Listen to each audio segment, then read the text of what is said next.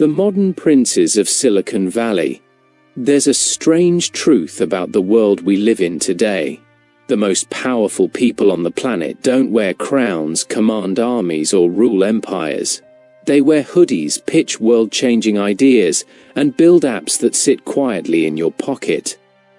Tech CEOs have become the new princes of the digital age, commanding influence over billions of people with a swipe, a notification, or a subtle algorithmic tweak.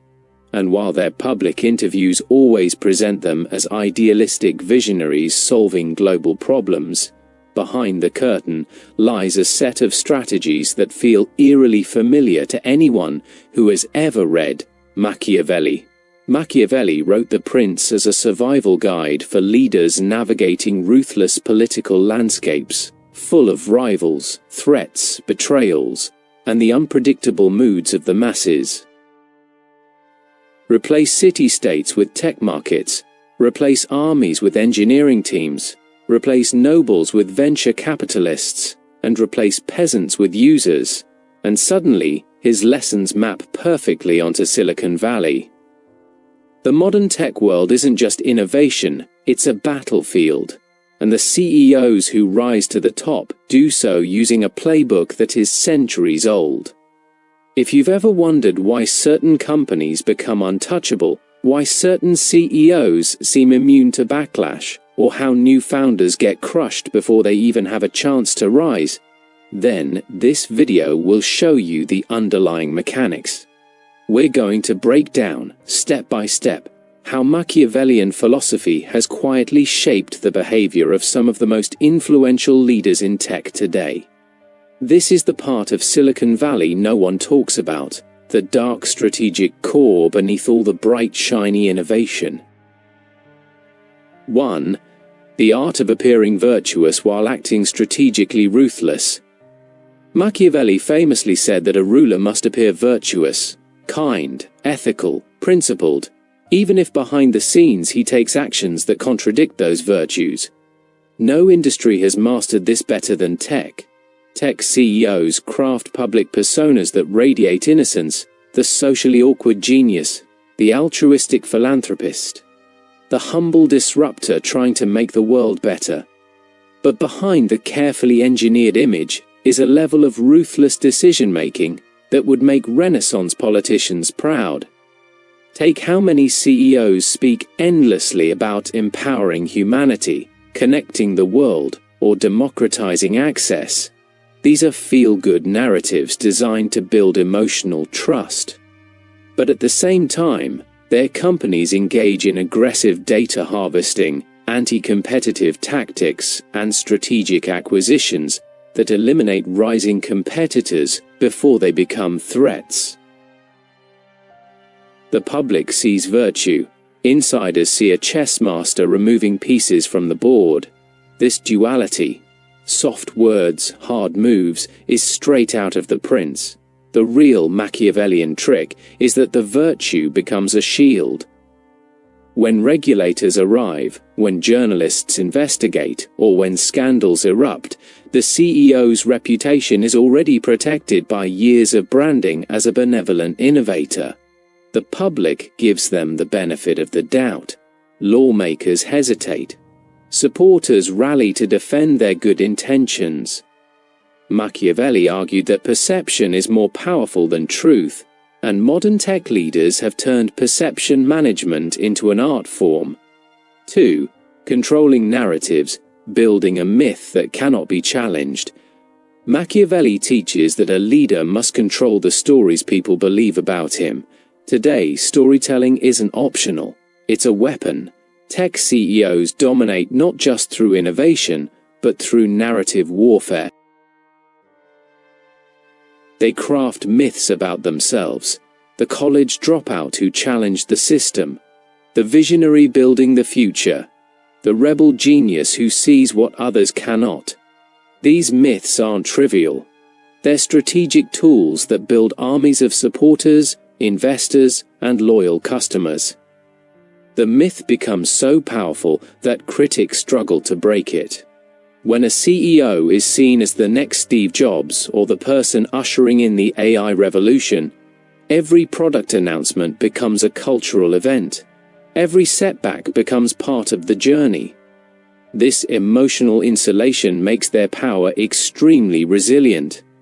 Machiavelli understood this deeply. When the people believe in the ruler's story, they willingly tolerate flaws, mistakes, and even destructive behavior.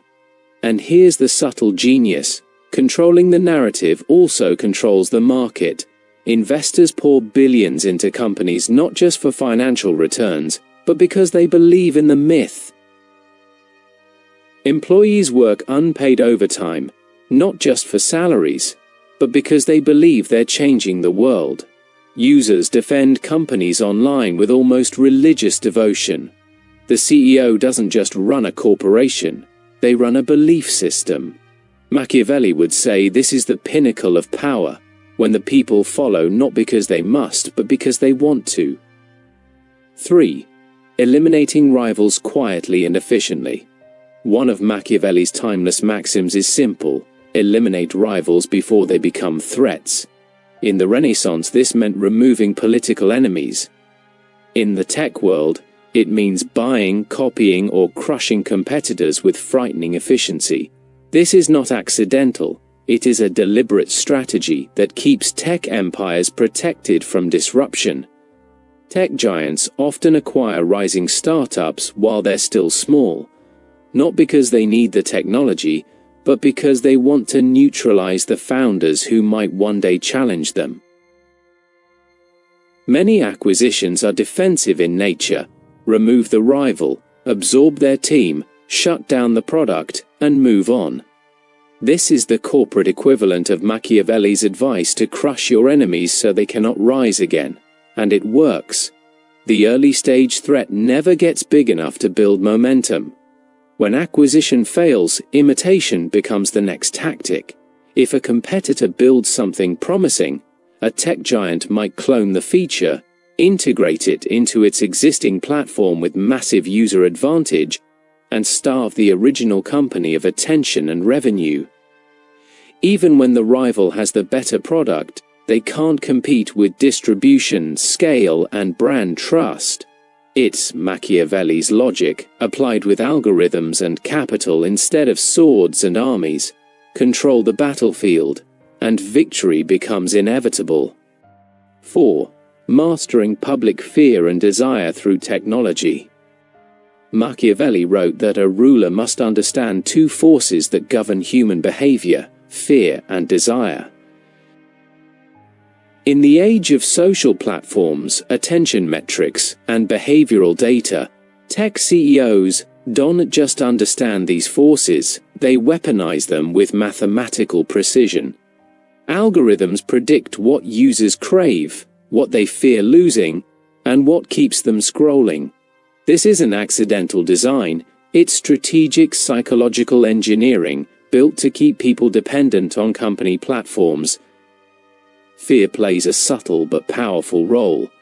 Users fear missing important information, missing social updates, or falling behind professionally if they abandon a platform. This is why many companies embed subtle friction points that make leaving difficult. Meanwhile, desire is constantly fed through targeted content, rewards, notifications, and emotional triggers that keep users engaged. Machiavelli taught that fear and desire must be carefully balanced. Too much fear, and people revolt; too much desire, and they become complacent. Tech companies use algorithms to maintain the perfect ratio, optimizing user behavior at scale. What makes this so Machiavellian is that users believe they are freely choosing their online behaviors, unaware of the invisible architecture guiding them. Unlike ancient rulers who had to guess at the public mood, tech CEOs have real-time dashboards showing collective emotions, trends, and vulnerabilities. They have something Machiavelli could only dream of: data-driven control over human psychology. The modern prince doesn't need to speak to influence millions, they just need the right algorithm update. 5. Strategic use of mercy, public apologies as political armor. Machiavelli argued that mercy should be used strategically, not as a moral virtue, but as a tool to maintain loyalty and prevent rebellion. Today, tech CEOs have perfected the art of the performative apology. When their companies face lawsuits, privacy scandals, ethical failures, or public criticism, these leaders deliver carefully scripted mea culpas. They express humility, claim responsibility, and promise reform. But behind the scenes, the underlying systems rarely change. These public displays of vulnerability aren't weaknesses, they're shields. A CEO who seems humble disarms critics and wins sympathy, even during major scandals. The public interprets contrition as honesty, regulators hesitate to be aggressive, and the media frames the CEO as someone trying their best. This is not accidental psychology, it is a deliberate strategic move straight out of Machiavelli's playbook. When necessary, appear remorseful to pacify the crowd and protect your position. This tactic works because modern culture craves empathy. A well-delivered apology goes viral, gets shared, and rewrites the narrative. Instead of being viewed as negligent or manipulative, the CEO becomes the leader who admitted mistakes.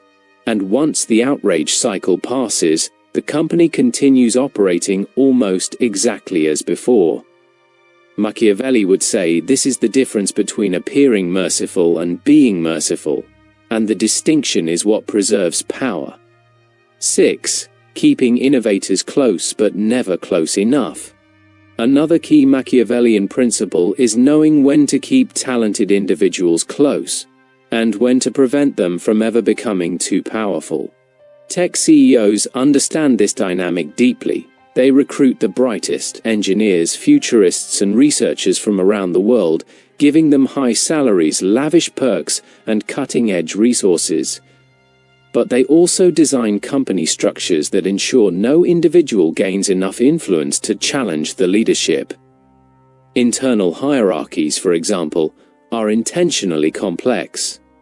Rising stars are praised but kept dependent on the CEO's vision and approval. Teams are often siloed, so no single employee or department controls too much information. When a genius-level innovator emerges inside the company, leadership often elevates them just enough to keep them loyal, but never enough to let them become a public icon or ideological rival. It's the modern equivalent of Machiavelli's rule: reward your capable subjects, but never allow them to gain independent authority. And if an innovator becomes truly threatening, whether due to popularity, influence, or potential to found a rival startup, the company may buy out their ideas, offer golden handcuffs, or incentivize them to stay within the corporate empire. Some are even pushed out quietly or moved into roles where their influence diminishes. Machiavelli would instantly recognize this pattern: keep talent close, but your throne closer.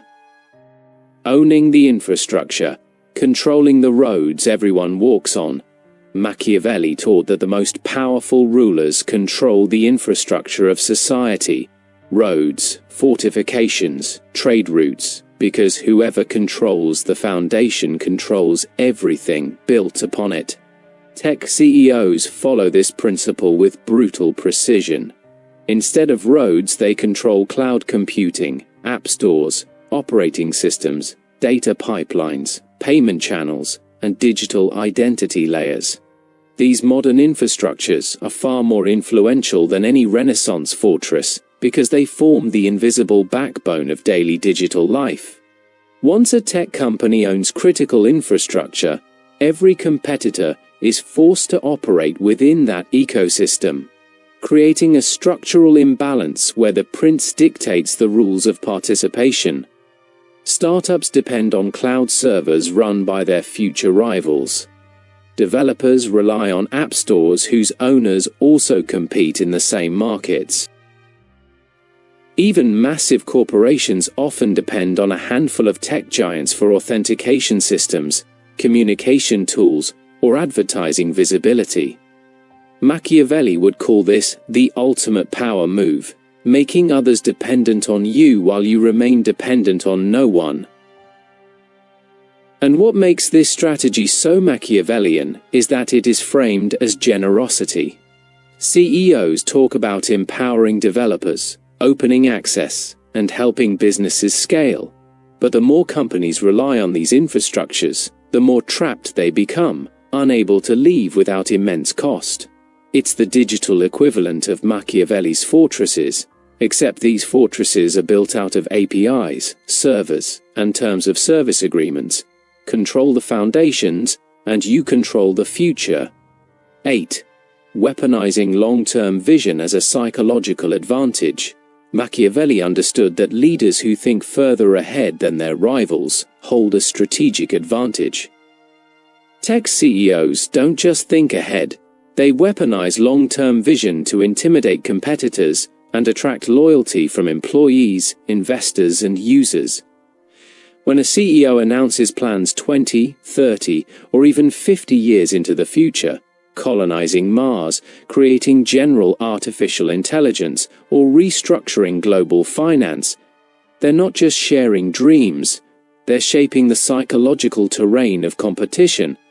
Founders and smaller companies struggle to compete with a leader who seems to be playing a different game entirely. Announcing far-reaching visions creates the illusion of inevitability that the CEO's company will lead the future, define the standards, and set the direction of entire industries. Rivals may hesitate to challenge such a company, fearing they'll be crushed by its momentum.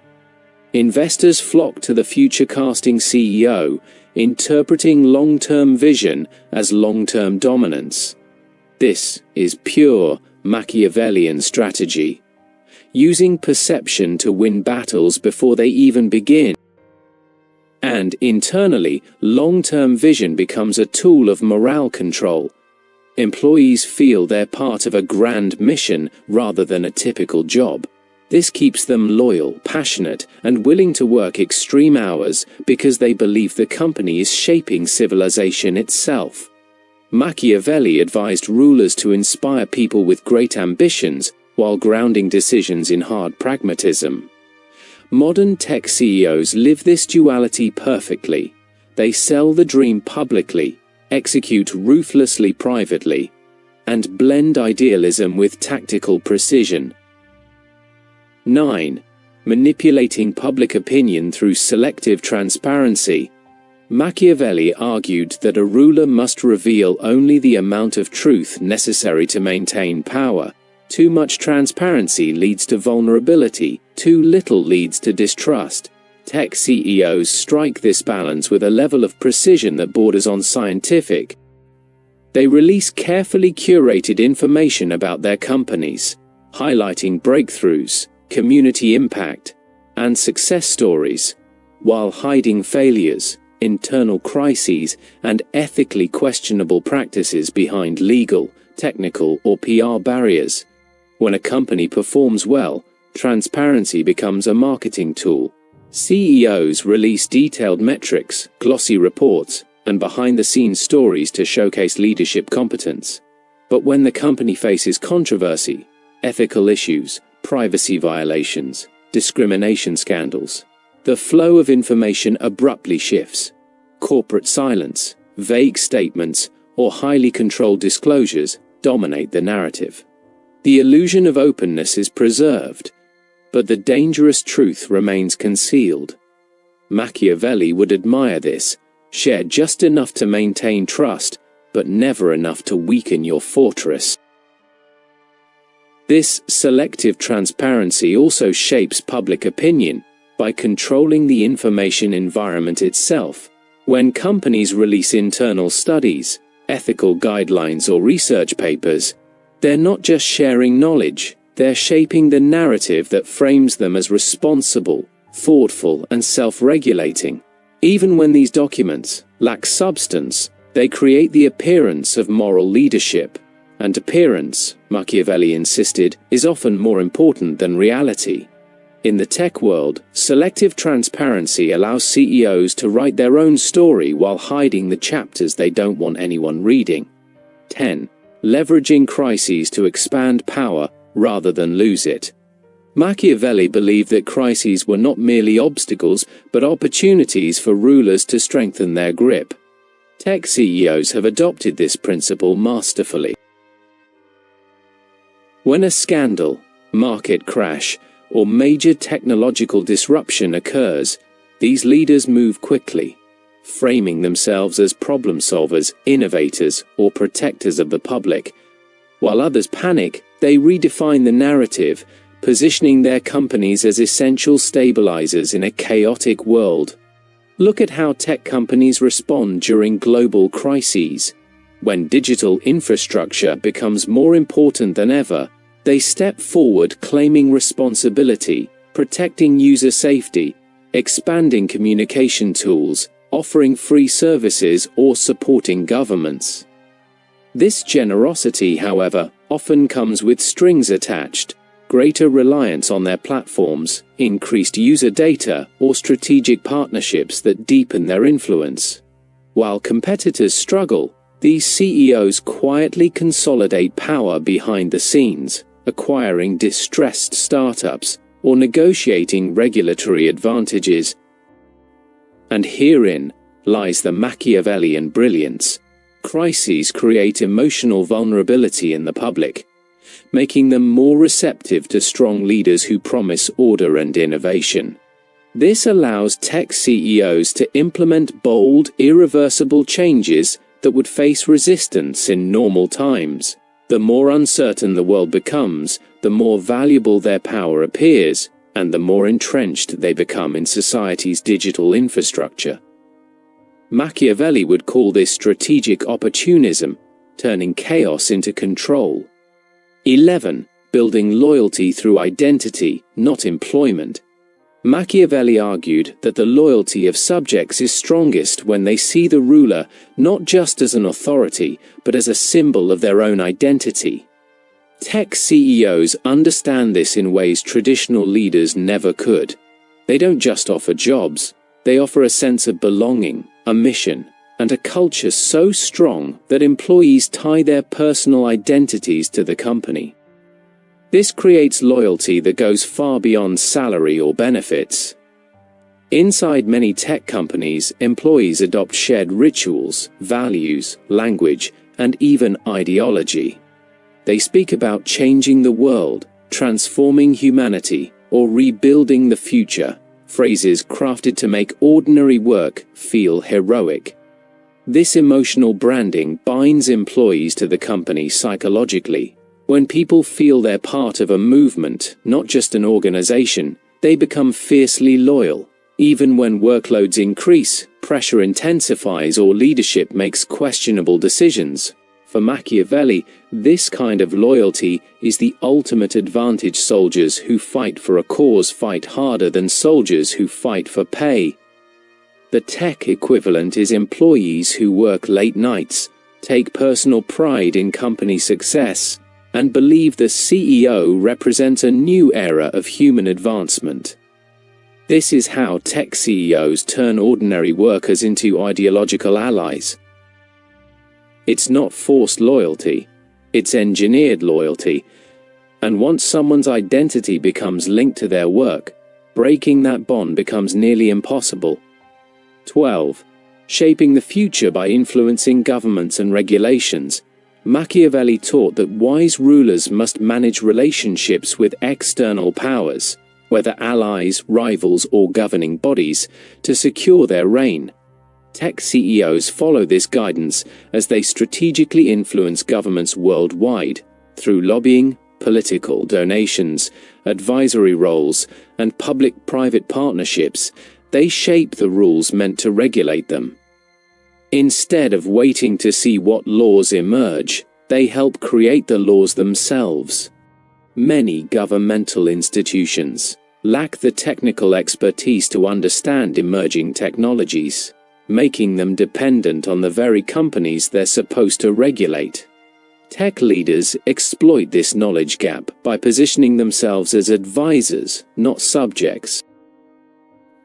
They frame regulation as something that must be done responsibly, carefully, or in collaboration with industry experts. Phrases that mask a deeper truth. They want to design rules that protect their interests and stifle competitors. This strategy mirrors Machiavelli's advice to guide rather than resist political power.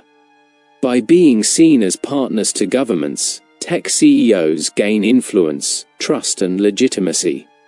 They're not just private leaders, they become architects of national and even global policy. The result is a level of political power that Machiavelli could scarcely imagine. Rulers who dictate the rules of entire industries without ever being elected.